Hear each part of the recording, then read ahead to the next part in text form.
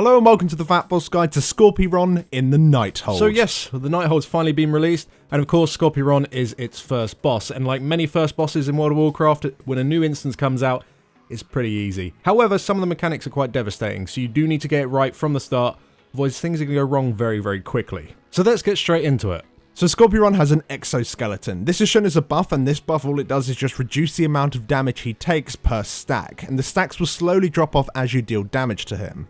And once all of these stacks are removed, he'll become stunned for 15 seconds and take 100% extra damage during this time, so using your cooldowns during this point and things like Bloodlust is a really good idea. After these 15 seconds, his exoskeleton will become reformed and he'll start taking less damage again, but on top of this he'll gain a permanent 10% damage increase, and this will stack each time he reforms his exoskeleton, so he'll slowly but surely do more and more damage throughout the fight. And while you are dealing damage to him and you are removing these stacks of this exoskeleton, chunks will land in the room. As these fragments land within the room, they'll deal a small amount of damage to your raid, but most importantly, they'll actually act as a protective barrier. Every time the boss reaches 100% energy, he'll cast an ability called Shockwave. This ability deals a small amount of damage to everyone in the room, but will also knock you back, and if you can see around the edges of the room, there are all these scorpions dormant but ready to fight, and if you're knocked into them, this will activate them and then they'll become part of the encounter. However, if you're stood behind the fragments when the shockwave is cast, you'll completely avoid the damage as well as the knockback, so you don't need to worry about these adds. However, throughout the fight, Skorpyron will actually call groups of these scorpions over. In these groups there's loads of little blue ones, and there's one big red one.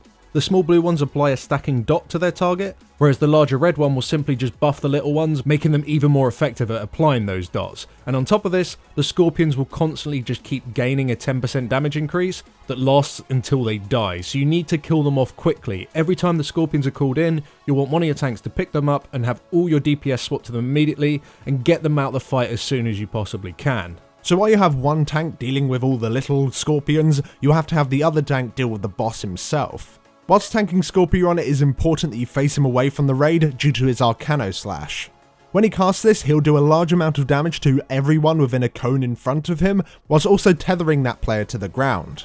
Whilst you're tethered, you'll be taking ever increasing ticking damage, and the only way of removing this tethered debuff is by moving 10 yards away from the location where you first received it. This will break the tether and completely remove this horrible dot you have on you.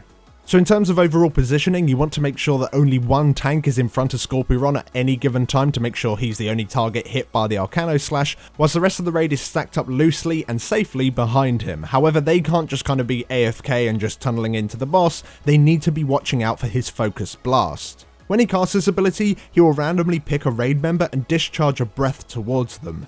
If you're hit by this breath, you'll take a seriously high amount of damage and also be stunned for 4 seconds. It's super important that you just look where the boss is facing and just simply sidestep out of the way of it to avoid the damage as well as the horrible stun.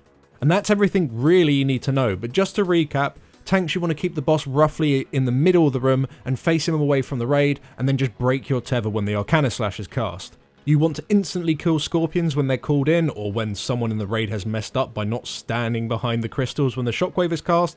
You want to avoid the focus blast, and nuke the living hell out of the boss when he's stunned and reforming his skeleton. However, there is another strategy that you might want to look at.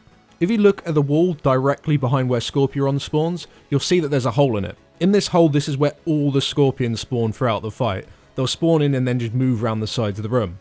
If you tank Skorpyron in front of this hole, you can constantly cleave down all the scorpions as they spawn. This has no real strong benefits apart from you don't really need to worry about the knockback of the shockwave, but it does make damage meters look pretty hilarious. It does require you to have extremely well geared tanks, and having plenty of external cooldowns will definitely help you, as you're going to have a crazy amount of scorpions hitting you. You're going to have 30-40 scorpions spawning all at the same time and going crazy on your tanks.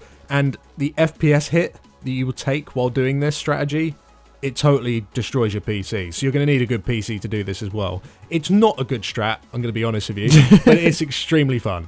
Yeah, you might want to try it out if you're in like a run with loads of mains in it and you're just like, let's just see how crazy the Affliction and Fire Mages can go, you know? They can just go absolutely nuts. So you might want to give it a go, but probably not. But thank you very much for watching, guys. If this guide did help you out, then do leave a like on it, and make sure you do subscribe to the channel and hit the little notification bell so you know whenever we upload something. Also, a big shout out to our supporters over on Patreon. You guys absolutely rock. Thank you so much for all of your support, and we will see you in the next video.